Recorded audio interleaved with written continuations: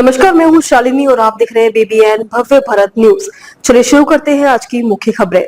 भारत माता की मांग में शौर्य का सिंदूर, ना डालें राजनीति की धूल। विपक्ष पर जमकर बरसे राजनाथ सिंह। ऑपरेशन सिंदूर को लेकर तरह तरह के सवाल उठा रहे विपक्ष को रक्षा मंत्री राजनाथ सिंह ने मंगलवार को आईना दिखाने का प्रयास किया।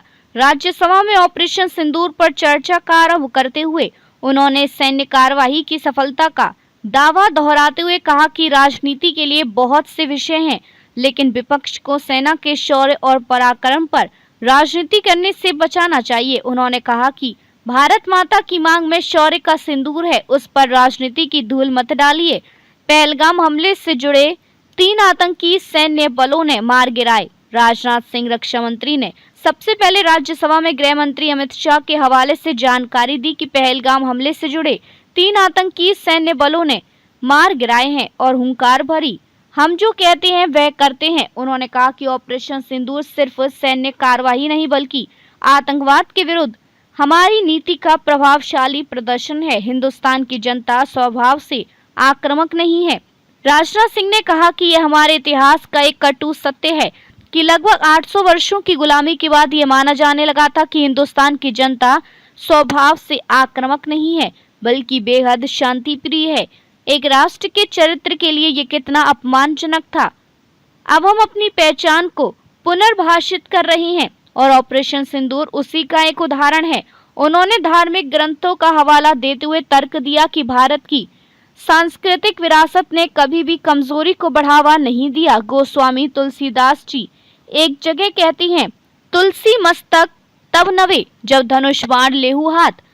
पहले की सरकारें चुपचाप तमाशा देखती जा रही। सपरंग काल की चर्चा करते हुए उन्होंने कहा कि आतंकियों ने भारत को एक सॉफ्ट स्टेट समझ रखा था। उनके 2-4 नौसिखिए रंगरूट आते थे और हमारे नागरिकों को हताहत करके चले जाते थे। पहले की सरकारें चुपचाप तमाशा देखती जा रही थी।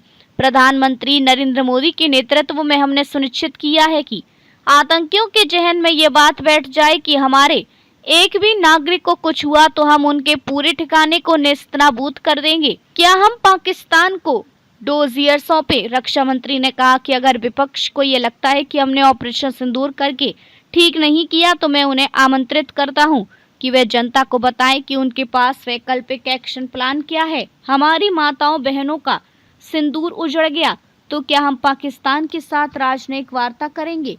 क्या हम पाकिस्तान को डोजियर सौंपें? क्या हम अंतर्राष्ट्रीय संगठनों में जाकर केवल बातें करें? तो अभी तक के लिए इतना ही। मैं शालिनी आपसे विदा लेती हूँ। अगली खबर में फिर मुलाकात होगी एक और खास खबर के साथ। तब तक के लिए बने रहिए BBN भव्य भारत न्यूज के साथ। नमस्कार।